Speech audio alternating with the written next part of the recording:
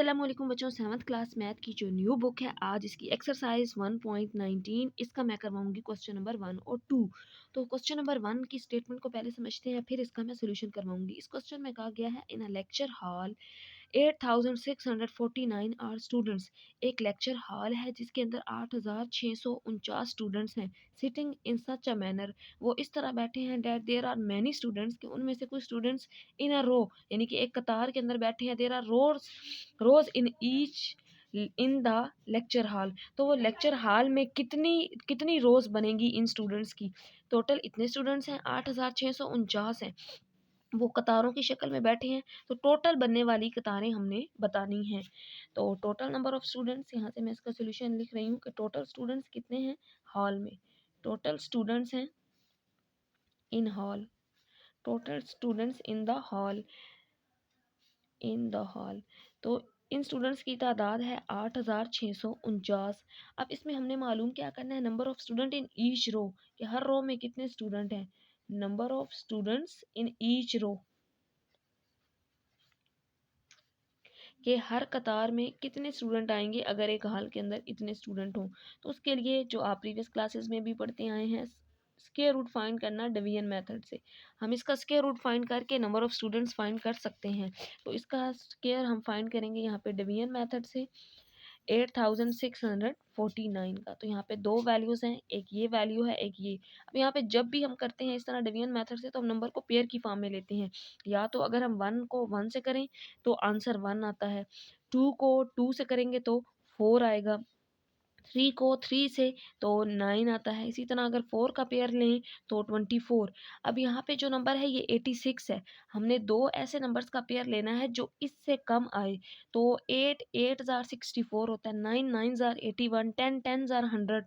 तो 81 इसके करीब आ रही है वैल्यू, तो 9 के पेयर के साथ करने से 9 9 ज़ार 81।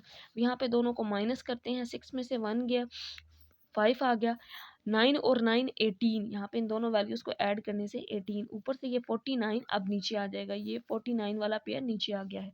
अब 18 को भी ऐसे नंबर के पेयर से करना है कि ये वैल्यू पूरी आए 18 को। तो यहाँ पे लास्ट डिजिट से हमें थोड़ा सा आइडिया हो जाता है कि 3 3 3 ज़ार 9 होता है, तो 3 के पेयर से, यानी कि 1 8 है, इसको 3 3 के अगर पेयर से कर दें तो ये वैल्यू कंप्लीट हो जाएगी। 8 3 3 ज़ार 9, 8 3 ज़ार 24, यहाँ पे 4 और यहाँ पे 2, 3 1 ज़ार 3 और 2 5। इसका मतलब है अगर हम 18 3 इसको 3 3 के पेयर के साथ कर दें 18 को, तो ये वैल्यू आ जाएगी 549। तो total number of students in each row कितने होंगे, 93 होंगे। तो ये हमें पता चला है स्क्वायर रूट फाइंड करने से बाय डिवीजन मेथड से। इसका नेक्स्ट क्वेश्चन नंबर 2 है। इसके बाद क्वेश्चन नंबर 2 है। क्वेश्चन नंबर 2 में कहा गया है, द स्टूडेंट्स ऑफ क्लास 7, 7वीं जमात के तुलबा ऑफ अ स्कूल डोनेटेड, एक स्कूल के तुलबा हैं जो डोनेट कर रहे हैं, जो दे रहे हैं किसी पैसा किसी जगह पे, किस में, for the prime minister as the number of students in class.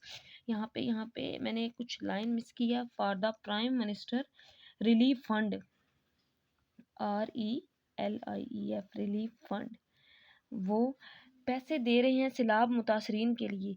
Amount कितनी दे रहे हैं, 2304 रुपये। 7वीं क्लास के तुलबा डोनेट कर रहे हैं 2304 रुपये for the prime minister relief fund, सैलाब मुतासरीन, सैलाब वज़ीर आज़म के सैलाब मुतासरीन की बहाली के फ़ंड में। As the number of students in class, मतलब क्लास के तुलबा ने ये पैसे दिए हैं, इतना जो चंदा है वो दिया है। Find the number of students in class, तो क्लास में कितने तुलबा होंगे ये हमने मालूम करना है। तो ये हमें कैसे पता चलेगा, ये जो अमाउंट है 2304, हम इसका स्क्वायर रूट फाइंड कर लेंगे डिवीजन मेथड से, तो हमें पता चल जाएगा कि उस क्लास में कितने टोटल तुलबा थे। तो दो चीज़ें इसमें हैं, एक चीज़ दी गई है, दूसरी हमने मालूम करनी है। तो पहले इसमें लिख लेते हैं क्या दिया गया है, टोटल अमाउंट ऑफ डोनेशन, कि तुलबा ने कितनी अमाउंट डोनेट की, टोटल अमाउंट ऑफ डोनेशन। तो डोनेशन की जो अमाउंट है वो 2304 रुपये है, यानी कि 304 रुपीज़ हैं। तो find the number of students in class, तो नंबर ऑफ स्टूडेंट्स मालूम करने हैं कि क्लास में कितने स्टूडेंट्स हैं जिन्होंने ये अमाउंट दिया है, जिन्होंने ये चंदा दिया है सैलाब मुतासरीन के लिए। तो यहाँ पे अब हम इस वैल्यू का क्या मालूम कर लेंगे, टोटल नंबर ऑफ फाइंड करने के लिए, स्टूडेंट्स फाइंड करने के लिए 2304 का square root by division method से। तो हम इस नंबर का मालूम कर लेंगे स्क्वायर रूट 2304। अब स्क्वायर रूट डिवीजन मेथड से फाइंड करना आप छोटी क्लासेस में भी सीख चुके हैं, अगेन मैं यहाँ पे भी करवाऊंगी। हम नंबर्स को पेयर की फॉर्म में लिख लेते हैं, मतलब ये एक जोड़ा बना लिया एक ये। अब मल्टीप्लाई भी इस तरह करना होता है, 1 को 1 से करेंगे 1 आएगा, 2 को 2 से करेंगे तो 4 आएगा, अगर 3 को 3 से करेंगे तो 9 आएगा। मतलब हम दो डिफरेंट नंबर नहीं ले सकते, हमने नंबर जोड़ों की फॉर्म में लेने हैं, पेयर की फॉर्म में लेने हैं। तो 23 है, अगर मैं 4 4 बार करूँ तो 16 आएगा, 5 5 बार करूँ तो 25, वो तो इससे बढ़ जाएगा। तो 4 के पेयर से करेंगे, 4 4 जार 16, तो यहाँ पे आ जाएगा 16। अब माइनस करेंगे, यहाँ से कैरी लेंगे 13, 13 में से 6 निकालेंगे तो बाकी बचेगा 7। अब यहाँ पे 1 रह गया, 1 माइनस 1, वो 0 नहीं लिखेंगे, ये 1 है। 4 4 जार 16। अब यहाँ पे इन दोनों नंबर्स को ऐड कर देते हैं, 4 और 4 8, 4 और 4 8 आ गया, ऊपर से 0 और 4 को नीचे। अब यहाँ पे 8 है, अगेन हमने इसको किसी ऐसे नंबर के पेयर से करना है कि ये वैल्यू कंप्लीट आए। अब लास्ट डिजिट से थोड़े से हम आइडिया ले लेते हैं कि किस नंबर के पेयर से करें। 8 8 जार क्या होता है 64, मतलब लास्ट डिजिट 4 आ रहा है, तो यहाँ पे 8 पहले ही है, हम इसको 8 के पेयर के साथ करके देख लेते हैं। 8 8 जार 64, यहाँ पे 4 आ जाएगा, यहाँ पे 6, 8 8 जार 64 और 6 ऐड करेंगे तो 70। इट मीन्स यहाँ पे जो 8 है इसको 8 के पेयर के साथ करने से यहाँ पे वैल्यू आ जाएगी 704। आप डिफरेंट पेयर से चेक कर सकते हैं, पहले 6 से करें, यहाँ पे 6 मतलब 7 से, तो ये वैल्यू नहीं आएगी। 8 के पेयर से करने से ये वैल्यू कंप्लीट आ जाएगी। तो टोटल नंबर ऑफ स्टूडेंट्स कितने होंगे? टोटल नंबर ऑफ स्टूडेंट्स 48 होंगे इन अ क्लास। यही हमने इसमें फाइंड करने थे।